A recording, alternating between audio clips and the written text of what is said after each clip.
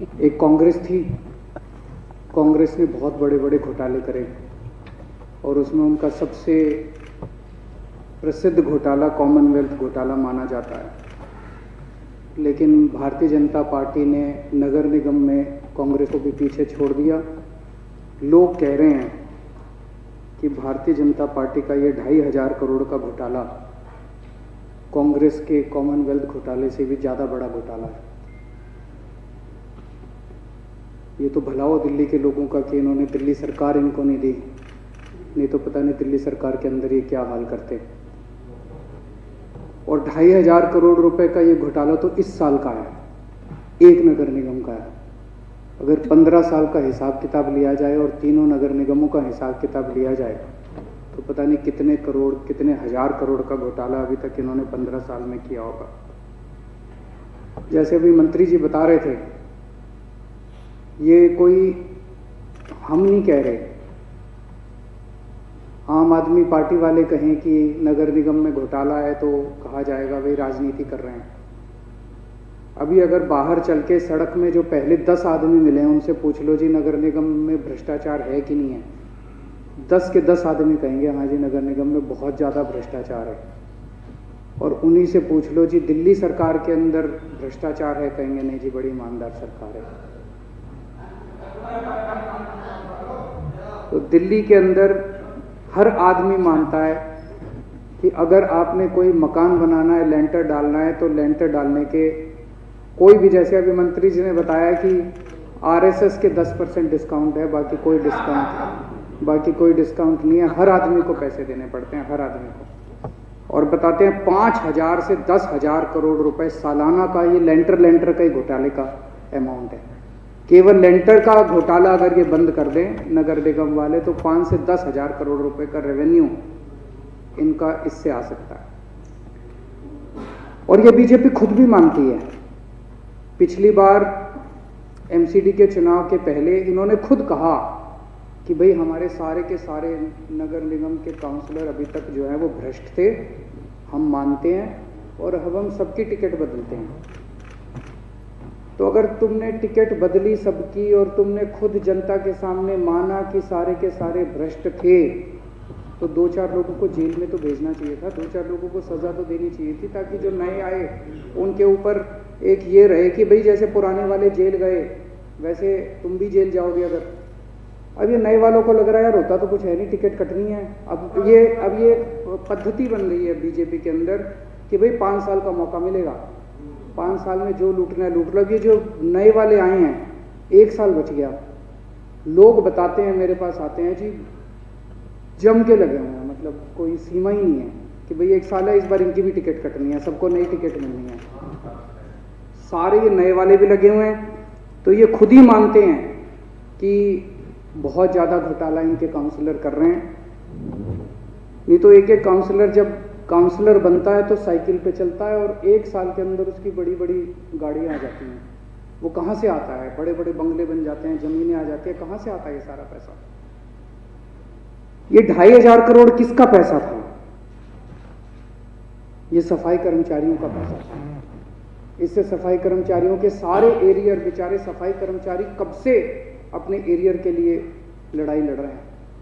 अगर ये 2,500 करोड़ का घोटाला नहीं होता तो ये सफाई कर्मचारियों को उनकी तनख्वाह मिल सकती थी, उनको उनके सारे एरियर मिल सकते थे।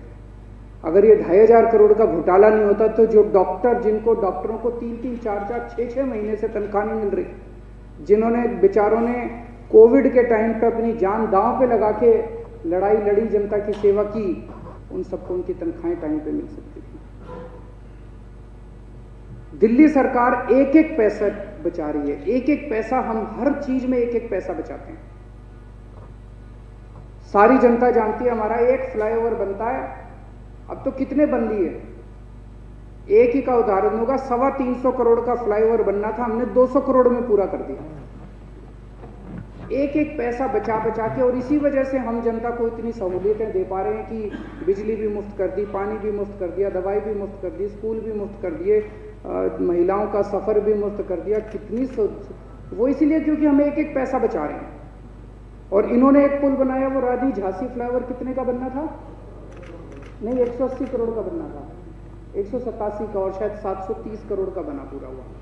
बनते बनते बनते 187 करोड़ का फ्लाईओवर जो बनना था वो बन के 730 करोड़ का पूरा हुआ। हमारा 325 करोड़ का फ्लाईओवर 200 करोड़ का पूरा हुआ। फिर कहते भ्रष्टाचार नहीं है एमसीडी के अंदर। बताओ ये भ्रष्टाचार नहीं तो और क्या चीज है? इतना भ्रष्टाचार कर रखा है, अगर यहाँ पे गिनाने लग जाए तो पूरी रात बीत जाएगी यहाँ पे। ये सारा पैसा जनता का पैसा है, जनता टैक्स देती है। दिल्ली की जनता कड़ी मेहनत करके, रात दिन मेहनत करके अपने बच्चों का पेट काट के नगर निगम को टैक्स देती है। उस जनता के पैसे की चोरी हुई है। अगर ये 2500 करोड़ में कैलकुलेट कर रहा था, अगर ये 2500 करोड़ का घोटाला नहीं होता, इसमें भाई साहब 7500 बेड के नए अस्पताल बन सकते थे। इसमें 12500 मोहल्ला क्लिनिक बन सकते थे। 12500 मोहल्ला क्लिनिक दिल्ली में बन सकते थे अगर ये 2500 करोड़ का घोटाला नहीं होता था। लेकिन बड़े दुख की बात यह है कि जब सीबीआई की मांग करने के लिए जब राघव चड्ढा उन्होंने कहा मैं अमित शाह जी से मिलने के लिए जा रहा हूं, तो उनके घर पहुंच गई सारी दिल्ली पुलिस। बलात्कारियों को पकड़ने के लिए पुलिस नहीं जाती, राघव चड्ढा को पकड़ने के लिए दिल्ली पुलिस ने इनको इनके घर से गिरफ्तार कर लिया। दिल्ली पुलिस ऋतुराज को भी किया था, 6 लोगों को उनके घर से गिरफ्तार कर लिया। बताओ क्या अमित शाह जी से देश की जनता नहीं मिल सकती? चुने हुए प्रतिनिधि नहीं मिल सकते? अगर अमित शाह जी भी इनके साथ बैठ के एक कप चाय पी लेते तो इनका बड़ा अच्छा इनका मन होगा।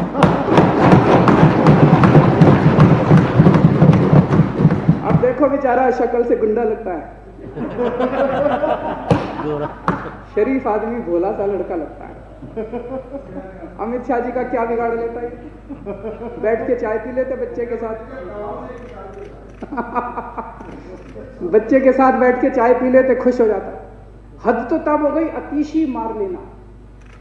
पूरी दुनिया इनके काम की चर्चा करती है कि इस महिला ने गजब का काम किया है शिक्षा के ऊपर, देश के लिए इतना बड़ा कंट्रीब्यूशन किया है।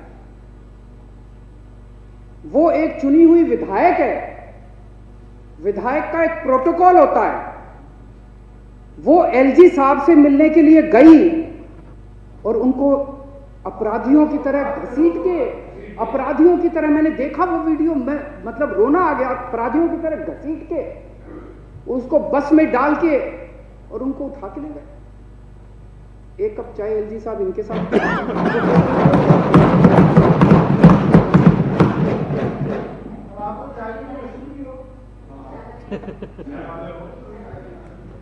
तो ये तो सही नहीं है। आप कह रहे हो कि अगर ये घोटाला साबित हो गया तो मैं इस्तीफा दे दूंगा। सीबीआई की जांच करा दो। सीबीआई तो आप ही के पास है, सीबीआई की जांच क्यों नहीं कराते? हम छाती ठोक के कह रहे हैं हमारी सारी फाइलों की सीबीआई ने जांच कर ली। सीबीआई ने मेरे दफ्तर पे रेड मारी, सीबीआई ने मेरे घर पे रेड मारी, इनकम टैक्स वाले ने 2 बार इसकी रेड मार ली। सतेंद्र जैन की रेड करी, 2 बार आ चुके इसके यहाँ। सतेंद्र जैन के यहाँ 2 बार रेड मार चुके। हमने तो हमेशा उनको चाय पिलाई, जब सीबीआई वाले उनको भी चाय पिलाई और जब इनकम टैक्स वाले आए उनको भी चाय पिलाई। हमने कभी मना नहीं किया, क्योंकि दाल में कुछ काला है ही नहीं, दाल पूरी साफ है, दिल में कुछ काला नहीं है। यहां तो जैसे ही हमने कहा हमारे सीबीआई की जांच कराओ, तो जिन्होंने चोरी की उनको तो नहीं पकड़ा, जिन्होंने मांग की उनको उनके घर से उठवा लिया। तो दाल ही काली है पूरी की पूरी इसमें। तो सीबीआई की जांच करा लो, सीबीआई में साफ हो जाएगा। अगर जांच हुई सीबीआई में पता चल जाएगा भाई 2500 करोड़ का घोटाला हुआ है। तो ये 15 साल का काला युग था भारतीय जनता पार्टी का, नगर निगम का, और इस काले युग का अब अंत होना है। पाप का घड़ा जब भर जाता है तो 1 साल और बचा है, और मुझे पूरी उम्मीद है कि अब दिल्ली के 2 करोड़ लोग मिलके इस काले युग का अंत करेंगे। दिल्ली के सामने 2 मॉडल हैं, एक बीजेपी का मॉडल है जो एमसीडी में है और एक आम आदमी का मॉडल है जो दिल्ली सरकार में है। इस बार फरवरी में दिल्ली में चुनाव हुए थे। दिल्ली के लोगों ने दोनों मॉडल में से एक मॉडल चुनना था, तो दिल्ली के लोगों ने आम आदमी पार्टी का मॉडल चुन के 62 सीट दी और दिल्ली के लोगों ने भाजपा का मॉडल चुन के 8 सीट दी। अब मैं उम्मीद करता हूं कि आने वाले समय में इस मॉडल को पूरी तरह से दिल्ली के लोग नकारेंगे। मुझे बेहद दुख है जो ये कह रहे हैं 13,000 करोड़ देने हैं, 13,000 करोड़ देने हैं, 13,000 करोड़ देने हैं। नगर निगम के लोग कोर्ट में भी हुआ है, कोर्ट में 1 बार नहीं, 2 बार नहीं, 3 बार नहीं, पता नहीं कितनी बार ऑर्डर हो चुके हैं कि भाई जितना पैसा दिल्ली सरकार ने देना था सारा दे दिया। तो जब कोर्ट ने कह दिया, हाई कोर्ट ने भी कह दिया, सुप्रीम कोर्ट ने भी कह दिया भाई जितना पैसा बनता था सारा दे दिया, तो अब ये जब आ रहे हैं तो कह रहे जी 2,500 करोड़ तो खा लिया, और दे दो, और दे दो, 13,000 करोड़ और दे दो, एक ही साल बचा है जी, जल्दी दो 13,000 करोड़ बचा है और दे दो। हाय लगी पड़ी है, हाय लगी पड़ी है। और अब उनको भी नजर आ रहा अगली बार टिकट तो मिलनी नहीं है, तो सारे बेतहाशा 13,000 करोड़ दो जी, 13। मेरे पास इतने फोन आ लिए लोगों के, बोले जी हमें नहीं पता बनता है कि नहीं बनता है इनका, लेकिन अगर बनता भी हो ना तो भी मत देना। अब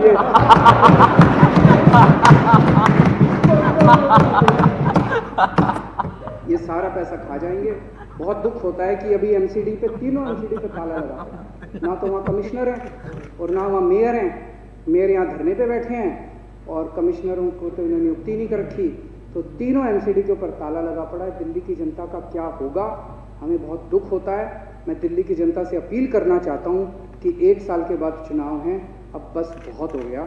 इन लोगों का ड्रामा, इन लोगों की नौटंकी, इन लोगों की राजनीति, गंदी राजनीति, अब इससे दिल्ली की जनता त्रस्त हो चुकी है, इसको ख़त्म करना चाहती है। और मैं उम्मीद करता हूँ कि अगले साल जब भी चुनाव होंगे इससे दिल्ली की जनता को मुक्ति मिलेगी। जो सौरभ भारद्वाज ने प्रस्ताव रखा है उसका मैं पूरी तरह से समर्थन करता हूं।